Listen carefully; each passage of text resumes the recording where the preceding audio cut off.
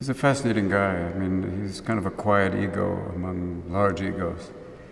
That was his whole role during World War II, dealing with Montgomery, Churchill, oh my God, Patton.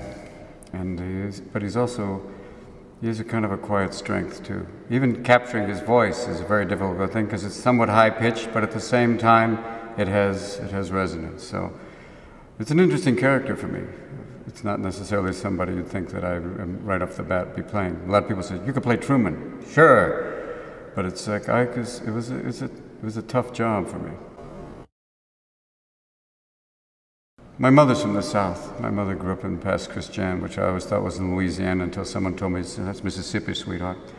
But it's the idea of, I know we talked about with Lee, that people have forgotten what it was like 60, or like now, almost 50 years ago, that what it is like. And you're going, it seems like 50 years ago, but you realize how intense it was, how violent it was, how provocative it was.